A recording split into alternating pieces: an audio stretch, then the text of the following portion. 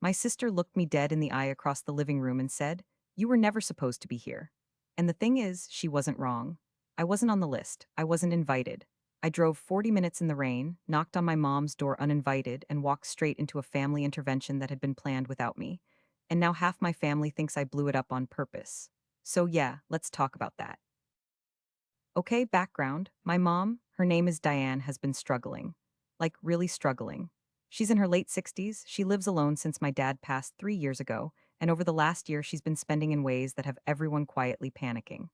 We're talking about thousands of dollars going to online purchases, a few loans to people we've never met, and a pyramid scheme she swears is a legitimate wellness business. My older sister, Renata, took it upon herself to organize a family sit down. Renata is the oldest, she's always been the one who handles things, and honestly, she's good at it. I don't have a problem with her stepping up. What I have a problem with is that she didn't tell me.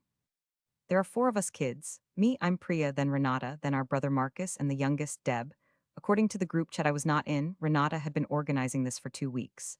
She looped in Marcus and Deb. She had a plan, a talking order, even a pamphlet from a financial counselor. It was a whole production, and she left me out because, and I'm quoting what she told me later, "You're too emotional and you would have made it about you." I didn't know any of this when I drove over that Sunday afternoon. I went to visit mom because I hadn't seen her in a few weeks and I felt guilty about it. Simple as that. I knock, mom answers, and her face does this thing, this brief flicker of something I couldn't read. She hugs me, but she's stiff about it. And then I walk into the living room and there they are. Renata, Marcus, Deb, and a woman I've never met who turned out to be the financial counselor, all sitting in a circle, like a stage set. The silence was one of those silences where everyone is deciding at the same time whether to pretend this is normal. Renata broke it. She stood up and said very quietly, "Priya, can I talk to you in the kitchen?"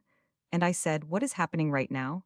And Deb, bless her, she's always been the honest one, Deb just goes, "It's an intervention for mom." And that's when it hit me, all of it at once. The group chat I was excluded from, the weeks of planning, my own mother being discussed and strategized about, and I didn't know a single word of it. I didn't yell, I want to be clear about that. I didn't make a scene, I sat down. Renata pulled me aside anyway and said, "This isn't the time." And I said, "Then when is the time, Renata? Because you've apparently had 2 weeks and you didn't find a single minute to include me." She said, and this is the part that still gets under my skin, she said, "We needed this to go smoothly. You know how you get." You know how you get, like I'm some unpredictable variable they had to control for. Mom was standing in the doorway listening to all of this. The financial counselor was looking at her notepad like it was suddenly very interesting. "Here's where I probably went wrong, I stayed." Renata asked me to wait outside or come back later. She was calm about it, which somehow made it worse. And I said no. I said, "She's my mother too, and I'm not sitting in the parking lot while you all decide her future." And I took a seat in that circle. The intervention happened. I was mostly quiet, mostly. There was one moment where Marcus said something about mom needing to hand over financial control to Renata, and I said out loud, in front of everyone including the counselor, "Why Renata specifically?" And that was it. That was the thing that detonated the room. Renata said I was doing exactly what she knew I'd do. Marcus said I was making it a power struggle. Mom started crying, which meant the whole focus shifted off of her finances and onto the two of us, which was the exact opposite of the point. The counselor gently suggested we table the sibling dynamics for another session. The intervention basically ended there. Inconclusive. Mom was upset, the plan fell apart, and Renata has barely spoken to me since. She told Marcus that I sabotaged it on purpose, that I couldn't stand being left out, so I burned it down. And here's the thing I keep turning over. Was she right? Not about the sabotage, I genuinely didn't plan any of it. But did I make a selfish call by staying? Was my need to be included more important than what mom actually needed that day? Or was Renata wrong to exclude me in the first place? And if she'd just been upfront, none of this happens.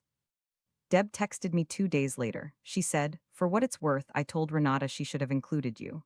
Then she said, "But also, Priya, the thing you said about Renata taking control, you had to know that was going to blow up." And she wasn't wrong about that either.